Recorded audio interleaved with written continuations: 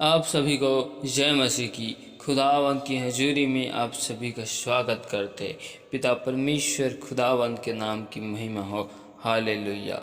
आइए हम एक वचन को देखते हैं। आप हमारे साथ निकाल सकते हैं लूका रचित सुसमाचार 12 अध्याय का 15 आयत। और उसने उनसे कहा, चौकस रहो और हर प्रकार के लोभ से अपने आप को बचाए रखो, क्योंकि किसी का जीवन उसकी संपत्ति की बहुतायत से नहीं होती। हालेलुया। हम इसके साथ एक और वचन को देखते हैं। मत्ती रचित सुसमाचार 6 अध्याय का 33 आयत में लिखा है, इसलिए पहले तुम परमेश्वर के राज्य और उसके धर्म की खोज करो, तो ये सब वस्तुएं भी तुमको मिल जाएगी। Hallelujah, hallelujah. क्या धनी व्यक्ति का स्वर्ग के राज्य में जाना संभव है? हालेलुया। हम इसको एक उदाहरण के जरिए से समझने की कोशिश करते हैं। एक धनी व्यक्ति के पास में बहुत धन है, वह संसार में सब लोगों में से सबसे धनी है। इनके पास संसार की सारी सुख सुविधा है और अपनी सारी अभिलाषाओं को पूरा करता है। हालेलुया। इनके घर परिवार में सुख शांति हमेशा रहता है, बीमारों से आज़ाद रहते हैं और निराशा इनके जीवन से दूर रहती है। और ये जो भी काम में अपने हाथ को लगाते हैं और सारे काम इनसे हो जाता है, और इन्होंने अपने जीवन में सफलताओं को हासिल किया। इनकी जीवन में कामयाबी की मिसाल है। हालेलुया। जितनी बार ये विफल होता है उनसे दोगुना इन्हें सफलता मिलती है। हालेलुया। इनके पास संसार की सभी चीज़ है। हालेलुया। सब भरपूरी के साथ है, पर इनके पास एक चीज़ नहीं है। जीवन की पुस्तक में इनका नाम नहीं लिखा है। परमेश्वर की जीवन की बातें इनके पास नहीं हैं और ये परमेश्वर को नहीं जानता है। हालेलुया। तो इनके पास इतना धन संपत्ति होने के बाद भी ये स्वर्ग राज्य को नहीं खरीद सकता, ना स्वर्ग में जा सकते। तो इनके पास इतना धन संपत्ति होने से भी क्या मतलब? अगर ऐसा होता तो आज सभी लोग अपने नाम से सबसे पहले स्वर्ग राज्य में जगह बुक करते। हालेलुया। और धनी लोग सबसे पहले स्वर्ग में जगह बुक करवाते।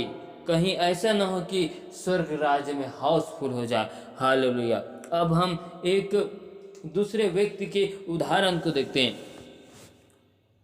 जिनके पास संसार की अभिलाषा व सुख सुविधा इनके परिवार में नहीं है, इनके घरों में नहीं है, लेकिन इनके घर परिवार में सुख शांति है और इनकी ज़रूरतों को परमेश्वर पूरी करता है। लेकिन अभिलाषा इनकी पूरी नहीं होती और इनका सेहत अच्छा रहता है, भला चंगा रहता है, लेकिन इनके पास संसार का सबसे बड़ा धन है, और वो धन है कि परमेश्वर का जीवित वचन और परमेश्वर की गुप्त और भेद भरी बातें। और इसी वजह से इनका नाम स्वर्ग के राज्य में लिखा हुआ है और इनके पास जीवन की अनंत बातें हैं और इनके पास परमेश्वर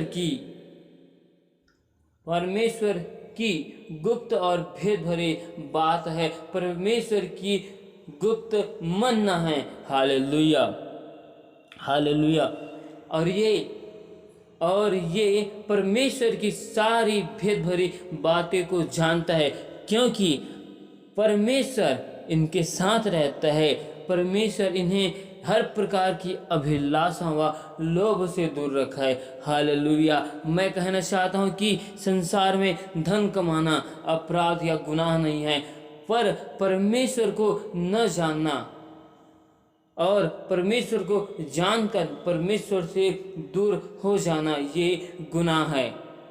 आज हम अपने जीवन में हमें पहला स्थान परमेश्वर को देना चाहिए, लेकिन हम जब अपने जीवन में संसार की भौतिक चीज़ों पर और संसार को हम पहला स्थान देते हैं, फिर उसके बाद परमेश्वर को देते हैं। लेकिन हमें ऐसा नहीं करना चाहिए, हमें परमेश्वर को पहला स्थान देना चाहिए। हालेलुया। क्योंकि हम जब हम काम काज करते हैं तो उस काम काज का अलग समय होता है, घर परिवार में एक अलग समय होता है और परमेश्वर के लिए अलग समय होता है। लेकिन हम सारे समय को संसार की चीज़ों में लगा देते हैं और परमेश्वर को सही समय नहीं देते। और यही वजह है कि जब हम परमेश्वर को समय नहीं देते तो हम संसारिक चीज़ों में बहक जाते हैं, संसार की अभिलाषाओं में खो जाते हैं। और यही वजह है कि हम परमेश्वर को नहीं जानते, परमेश्वर से दूर होते हैं। इसलिए जो संसार का समय है, जो काम काज का समय, जो घर परिवार का समय, उस समय को उसे देना चाहिए, लेकिन जो परमेश्वर का समय है उस समय को परमेश्वर को देना चाहिए। इसीलिए परमेश्वर का वचन कहते हैं कि चौकस रहो व सावधान रहो कि तुम संसार की अभिलाषाओं में बहक न जाना और तुम लोभ से बचे हुए रहो। इसलिए परमेश्वर का वचन कहते हैं कि तुम पहले परमेश्वर के राज्य और उसके धर्म की खोज करो, तब तुम्हें सब प्रकार की वस्तुएं मिल जाएगी। आज हमें परमेश्वर के स्वर्गीय धन की हमें खोज करनी है। नीति वचन 10:22 में लिखा है, धन यहोवा की आशीष ही से मिलता है। हालेलुया। और वह उसके साथ दुख नहीं देता। जब हम परमेश्वर की हजूरी में रहते हैं, उपस्थिति में रहते हैं, परमेश्वर की आज्ञाओं में चलते हैं, नियम में चलते हैं, तो परमेश्वर हमें जो धन को देगा और संसार की चीज़ों को भी देगा, हमारी आवश्यकताओं को पूरा भी करता है। लेकिन उसमें परमेश्वर की आशीष रहती है। लेकिन जब हम अपने जीवन में परमेश्वर को समय नहीं देते और हम अपने भौतिक चीज़ों में बढ़ते जाते हैं और परमेश्वर को समय नहीं देते, परमेश्वर से दूर हो जाते हैं, तो परमेश्वर हमें जो जीवन की बातें हैं, जो परमेश्वर के पास है, अनंत जीवन की बात है, स्वर्ग राज्य है, और परमेश्वर हमें नहीं देगा। हालेलुया। इसलिए एक धनवान व्यक्ति का स्वर्ग के राज्य में जाना बहुत कठिन है और स्वर्ग के राज्य में जाना उनके लिए असंभव है। लेकिन एक धर्मी व्यक्ति का स्वर्ग राज्य में जाना असंभव नहीं है, क्योंकि वो परमेश्वर की आज्ञाओं में, नियम में चलता है और परमेश्वर को अपने जीवन में पहला स्थान देता है। इसलिए आज हमें परमेश्वर को पहला स्थान अपने जीवन में देना है। Hallelujah, hallelujah. पिता परमेश्वर इस वचन से आप सभी को आशीष दे। आमीन।